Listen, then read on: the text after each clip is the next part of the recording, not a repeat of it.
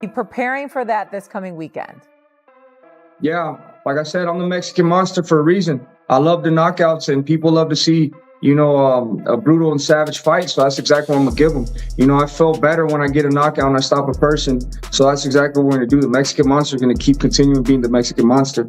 That's exactly why I went up to the cruiserweight division, because I had all these people ducking me. I was supposed to fight Dmitry Bivol for all the world titles at 175. He couldn't get that fight. I have a lot of respect for all those men, but Beterbiev has been the boogeyman for a long time. So for me being the monster, I gotta go in there and take the boogeyman out. So we've been waiting our turn in line. You know what I mean? I've been the #1 contender to fight for the belts at 168 and at 175. Yeah. So right now, I could have took a tune-up fight, or I could have took an easy fight. But I said, you know what? Instead of waiting again and again, I'm gonna go up and try to, there was an opportunity I can fight for 2 belts. So I just take it one fight at a time. Not everything. We think that something's gonna happen after fights, and then it never happens. So I'm gonna just take it one fight at a time. If there's more opportunities at cruiserweight, I'm gonna take those. If we could get a fight immediately with Bivol right after this fight, I'm taking that, because that's what I've been waiting for. Sometimes you get frustrated, bro. Yeah. You get frustrated because you called all these guys out. You see excuses, and you see excuses here, see excuses there. Right now it seems like you're just in a place like, hey, man, I feel like I'm the guy. I just need to continue just proving it, so whoever's in front of me is just gonna get it. Yeah. That's pretty much where you're basically. And then I just wanna, I want the fans to be excited for, when I fight. My game plan is, if I could have the next 3 fights just like how I want them, I'd rather Artur Ramirez, Bivol, and Beterbiev, and Beterbiev. Right. I want to go straight into back to back. Back to back. I don't want to wait for nothing no more. You know what I mean? I've been professional 13 years. David Benavidez ignites the boxing world, issuing a stern warning to Bivol and Beterbiev, alleging he is the true monster they have been avoiding in the ring. During an interview with Stephen A. You're taking this fight. Is it because you wanted this fight in this cruiserweight and add the 2 belts to your collection, more so that? Or is it because of the amount of people that have been ducking you through the super middleweight division, light heavyweight, et cetera, et cetera? Which one was it more? Yeah, that's exactly why I went up to the cruiserweight division, because I had all these people ducking me. I was supposed to fight. In the middle of Turkey Alashika's campaign for a Usyk Benavidez bout, David Benavidez makes it obvious that he is not ready to go up to the heavyweight class yet. Is this him inching his way to becoming a heavyweight? Or is it just to grab these belts, go back down to light heavyweight? What's your intent with all of this? Oh, so, I'm not even thinking about heavyweight right now. I have to give the cruiserweight division the respect it deserves. And I'm coming up here to clean this division out. After these 2 titles, we're going to see, if the other world champions at cruiserweight are willing to fight. And we're just going to be ready to make the biggest and best fights happen. After this, if there's an opportunity to fight Bivol and Artur Beterbiev, that's what we're going to do. Or if there's an opportunity to fight for another belt at cruiserweight, then that's what. Initially, Benavidez intends to drop back to light heavyweight for a battle with Bivol, but he also believes a fight with Beterbiev would be a genuine meeting of titans. One that I feel it in my bones, you versus Beterbiev, that's the one that I feel like would be the car crash, and it would be so much fun to watch. Of those, those 3 guys, right? Zurdo right now, Bivol, Beterbiev, which is the one that gets you the most excited? The idea of fighting that guy?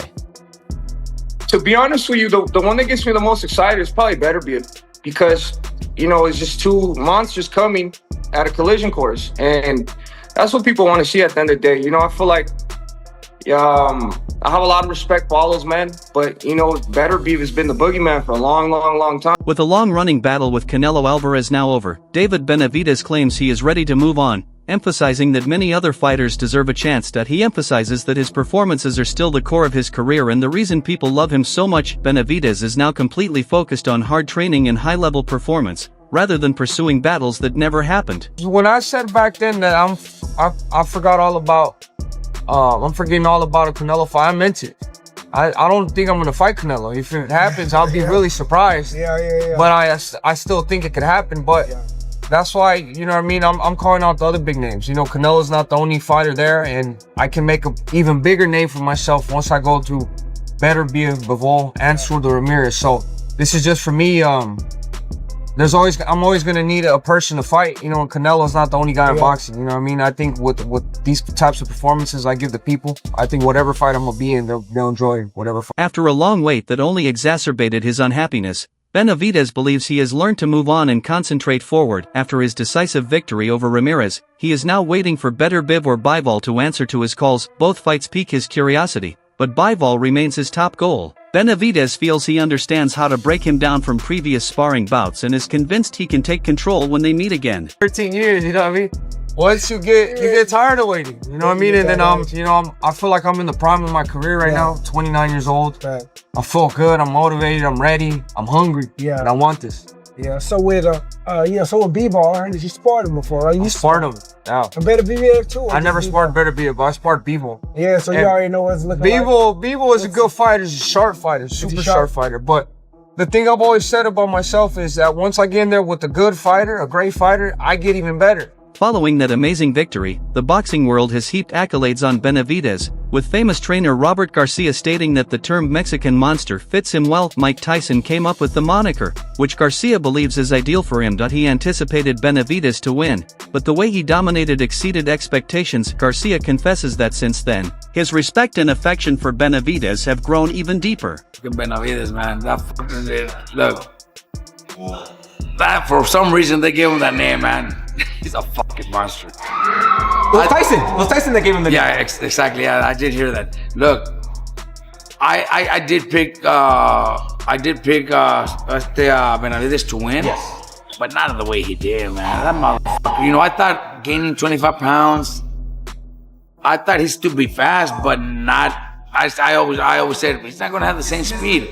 Plus, he's a little heavy. Then the weigh-in, Zurdo looks so much bigger. With Benavidez defining his goals, supporters are divided on who he should face next. Some advocate for Bivol, some for Beterbiev, and a few even urge for a clash with Jai Opetaia. However, Robert Garcia feels Benavidez already has a solid plan in place. He advises that Bivol come first, then Beterbiev, and maybe Opetaia still.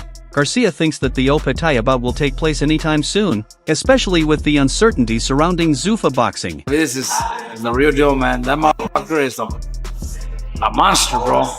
I think he's got a couple fights that I would love him to do. Maybe at that same weight, or maybe go down to fight Bivol and Beterbiev, and the other one is what that other cruiserweight that signed with Zuffa. Jai. Opetaia. Opetaia, yeah. I don't know if that fight could even be done now that he's with Zuffa and what belts they're gonna fight for, whatever. I don't know. But those are three fights that I would like to see Benavidez. But then Garcia makes a big statement, claiming that after Benavidez has completed all three fights, he will be ready to meet Usyk. He believed that Benavidez's combination punching, pressure, and durability would still be effective at heavyweight. He feels the talents will translate better than expected, making it a real challenge rather than a mismatch for him. The method gradually transforms Benavidez into a warrior capable of competing against the greatest. And after that, he's ready for the heavyweights, man. He's ready to fight Usyk. He said that he'll let his body decide for the heavyweight. It's like 5 years. But if he does, we know that Andy Ruiz has like some of the, if not the fastest hands in heavyweight. But when it comes to that weight, Benavidez would have the best combination. Following his battle with Zurdo, debate rapidly erupted over an elbow moment, with many saying it was deliberate and played a significant impact. However, Robert Garcia firmly denied such claims, claiming that the story has been distorted and exaggerated. In his opinion, Benavidez, true to the Mexican monster moniker, snapped Ramirez's orbital bone with clean, strong strikes. Garcia argues that the finish resulted from persistent harm and pressure, disputing the notion that any elbow was the when you're in a fight and you're throwing 10 punch combinations, you know, there's punches, or sometimes, you know, with one, instead of the elbow, you could have hit with this. Yeah. And is that a slap? Oh, you did it on purpose? You know what I mean? Yeah. Is that a big slap? You know, because you're fucking so fast that, man, you know, it was just that moment, and that elbow did land, but that's not the cause of him knocking him out. He knocked him out because he fucking landed and I think broke his orbital bone and all that.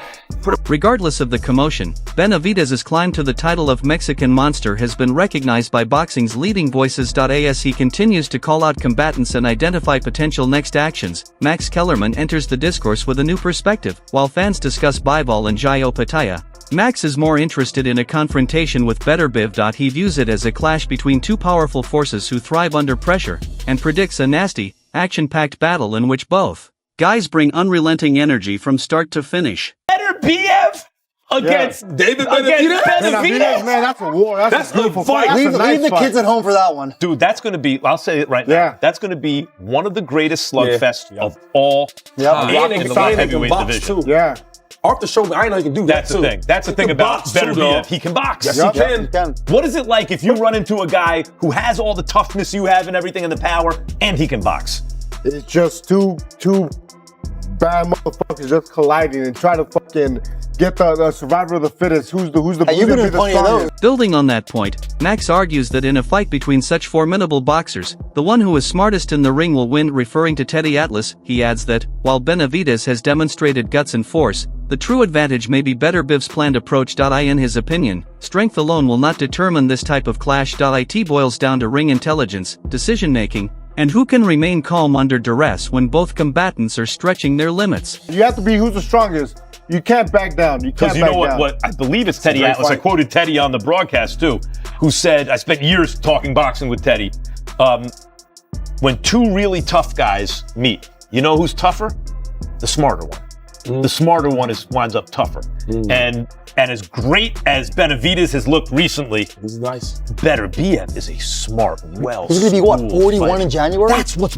Oscar de la Hoya joins the conversation, stating that Bivol should fight Benavidez, feeling that it would considerably boost his legacy. He says that taking on a difficult and knowledgeable opponent like Benavidez would add significant value to Bivol's CV. In his perspective, a victory in that fight will raise Bivol's boxing stature and position him even higher in the discourse about domination and long-term supremacy in the division. After the fight, Bivol mentioned, some options for himself. He said, hey, not a problem going to a third fight with Beterbiev. He did mention a Canelo rematch, as well as a fight with David Benavidez. Out of those three, Oscar, to you, what's the most interesting?